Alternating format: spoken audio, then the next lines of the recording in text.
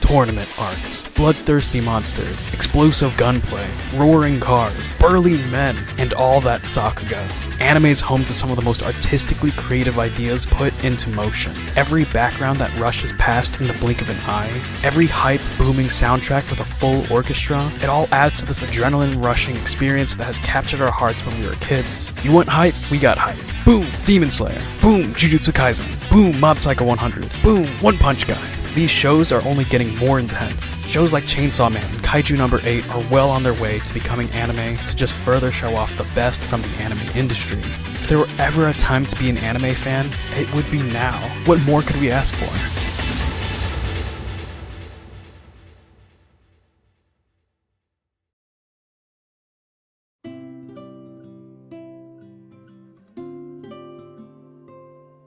It's strange.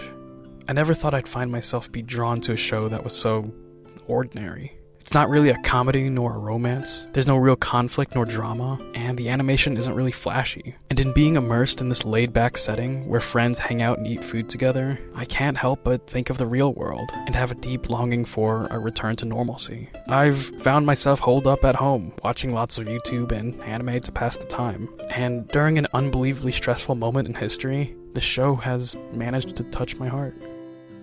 This is a video about the best anime to watch during quarantine. Yuru Camp.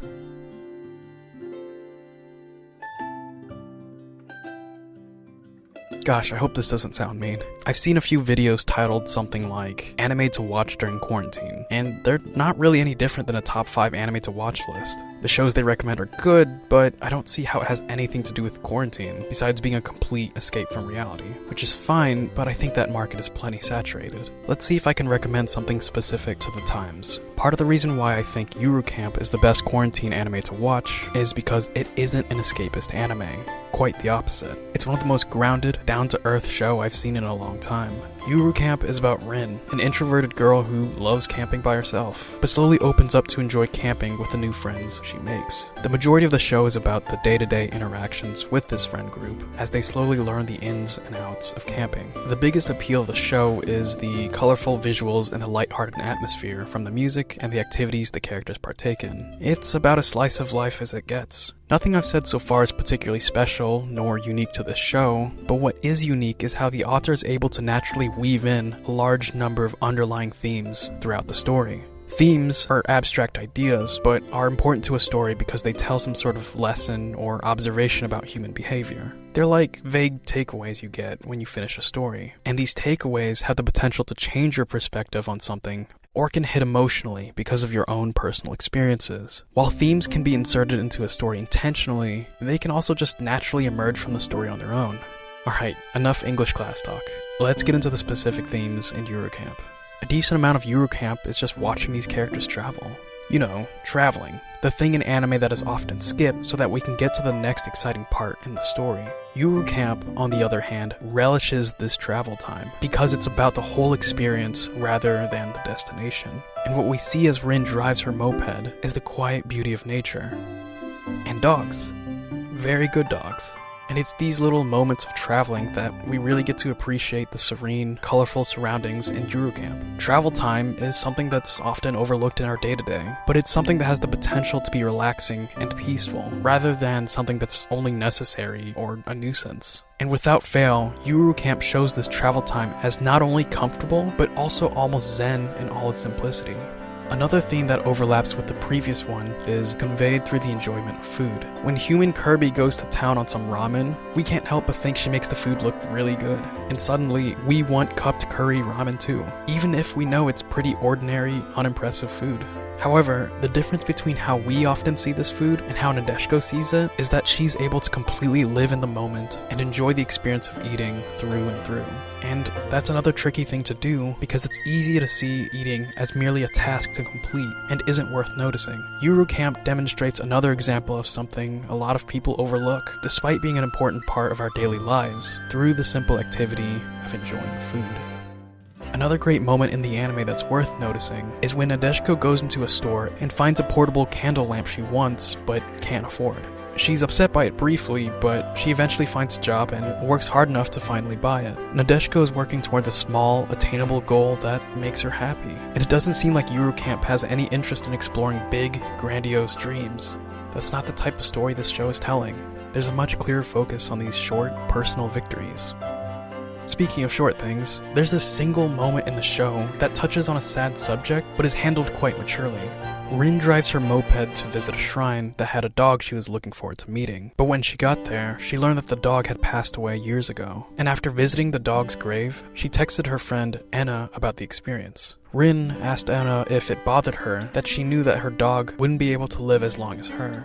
Anna answers by saying that it does bother her, and that the thought is sad, but it's more the reason to make sure her dog is constantly played with, so he can remember all the fun times he had when he's old.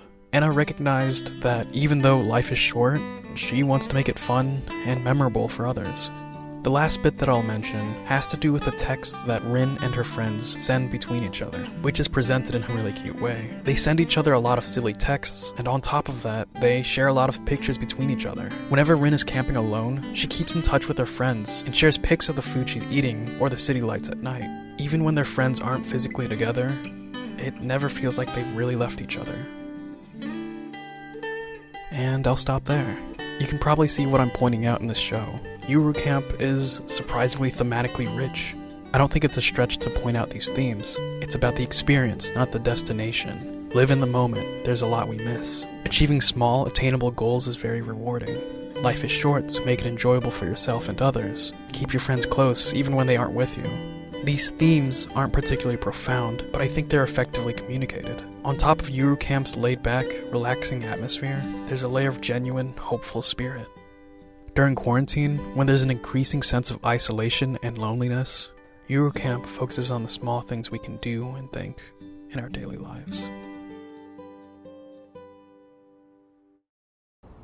いろいろあったけどよかった。クリスマスの後、ソロでキャンプして改めて思ったよ。私はやっぱり一人のキャンプも好きなんだって。同じキャンプでも一人だと全く別のアウトドアで、見たものとか食べたもののこととか、一人でゆっくり物思いにふけったり。なんていうか、ソロキャンは寂しさも楽しむものなんだって。寂しさか。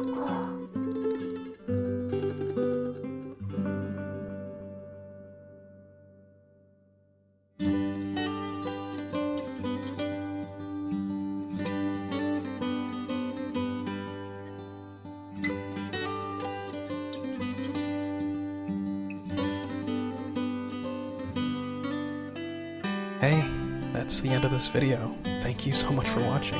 I love Yuru Camp with all my heart. It's a perfect 10 on my Mal, and I really wanted to make a video on it. This was a really tricky script to write because I didn't want to come off as pretentious, but this is my perspective on the show. I was worried about the sensitive subject of quarantine, but I was so moved by the themes in Yuru Camp and felt that it was relevant to today with all the isolation that I and a lot of other people are feeling. I hope I did an okay job communicating what I meant.